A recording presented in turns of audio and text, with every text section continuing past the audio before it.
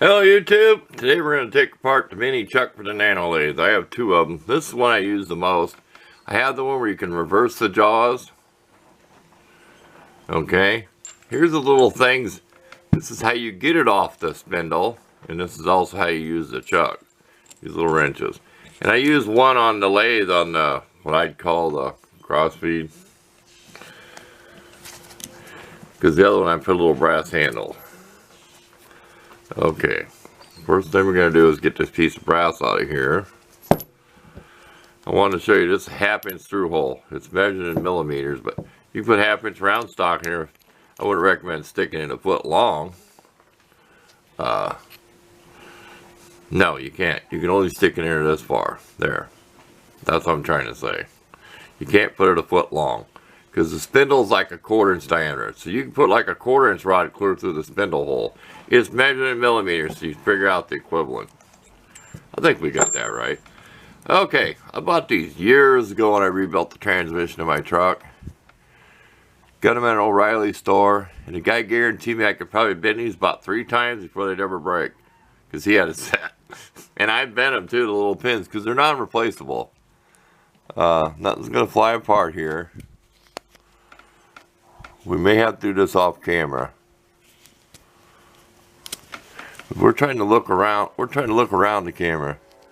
You ever notice that train goes by every time I get ready to video? Aha! Don't let that fly. We'll never find another one.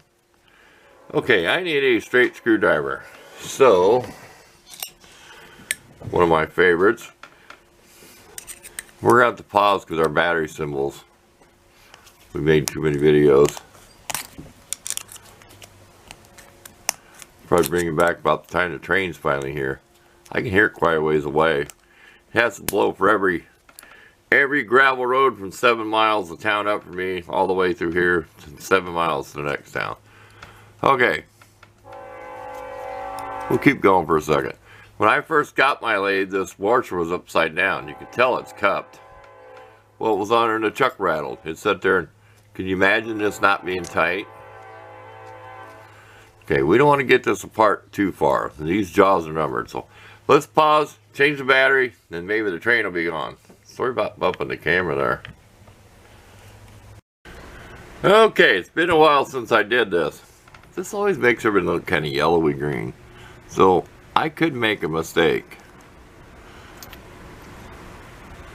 But here's your scroll, okay?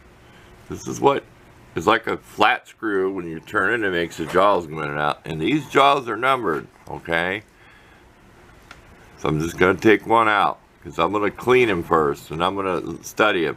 And I think they might have numbers on either side.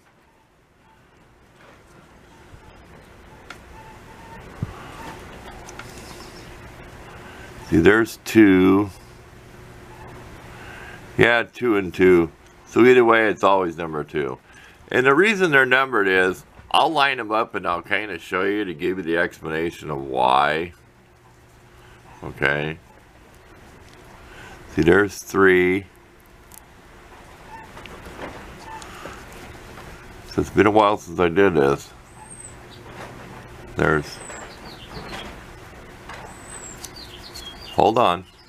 It's going to be a long video if I keep fumbling like this. We'll pause and bring you back because there's something about this you have to remember on this when you reverse the jaws, and I want to make sure to mention that. I don't know if anybody's ever got a lathe this small, but we're going to include it here just for our future reference too. So let me get these out and study them, and I'll let you know if you have to put like one's got a 3 and a 1 on it, which just confuses you. So that's what I'm worried about. Okay. Like 1, 2, 3. One of them, when you reverse the jaws, you might have to do something different because there's other part numbers in there. So stay tuned. Okay, let's see if we get through this without fumbling. Take my glasses off. It's kind of hard to see. Bear with me. You see this notch coming around here? That's how you have to do this. We'll do it this way. That notch right there. You got to put in one first. Okay. Then you turn it. Which would be going this way. See number 2? See the number down there? See 2. You got to come around to 2. Okay. And then you'll be dropping the second one in. And believe me, you fumble with this.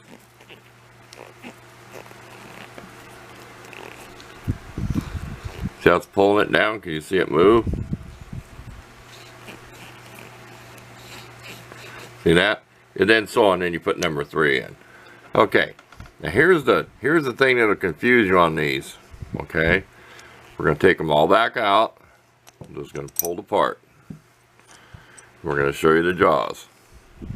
We'll just set number 1 up here. Number 1's from there. Okay. You look at the jaws. Okay. You have number 1. Disregard that 365. See the 1 on the 3?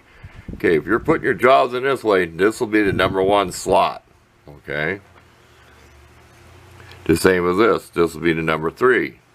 Disregard that 365 number. Okay. Notice 2. There. Notice 2 stays the same. So here's what confused me when I first got this. I'm not a machinist or nothing at all. First time I ever owned a lathe. It took me a little bit to figure it out when I cleaned this. Say I'm going to put the jaws this way, then this will go in slot number 3. So your number is going to go in the slot. Whatever number is here, that's what goes in the slot here. I think we got that clear. If you're confused, I am so sorry. This is what we're going to use. Just as my favorite little Teflon like I use in my knives. I have used powdered gray graphite in here. I've used plain old motor oil. I've used white lithium grease, which don't use that. That stuff gets so gummy. I had that on one of the screws in the lathe. I sprayed there one day. I needless, and it just turns all gummy. It's not for this kind of use. This is machined pretty well because when you put this together, I'm kind of fiddling. That's what I fumble with in putting this together, but you can see that slot a little better. There's your slot. Let's go around to number 1. We got an ambulance call that's going to be stopping about 2 blocks away at a convenience store, so I don't know if you'll hear the siren or not. There, that shows you better. We'll get the number 1 jaw that's this way. There you go. So, whatever way you're going to put your jaws, that number down here that's going in is the one that goes in there.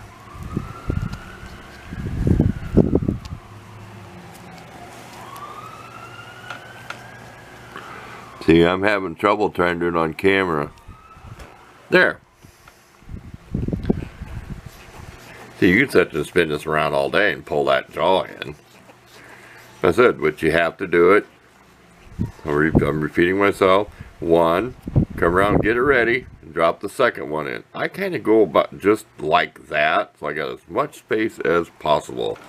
And I really don't want to try to stick another one in here on camera. Why did it?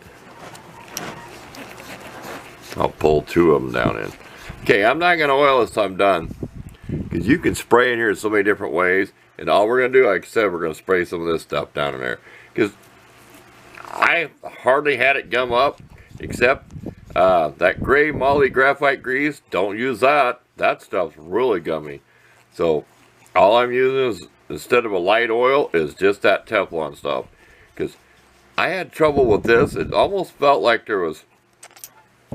Take this off again. It's going to be a long video. It almost felt like there was something wrong with this when I got it on here. I mean, I was like, it's really machined. There could be a little burr in here somewhere. If I got it on here, it's like, boy, this really drags.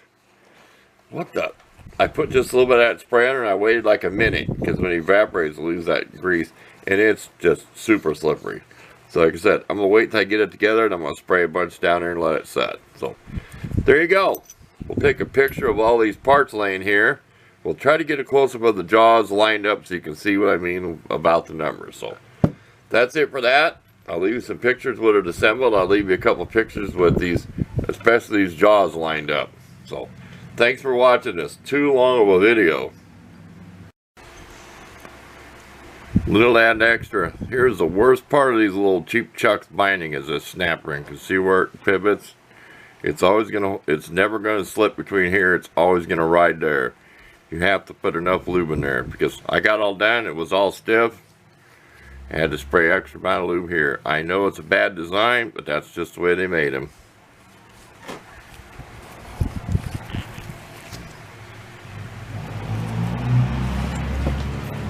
Thanks again for watching.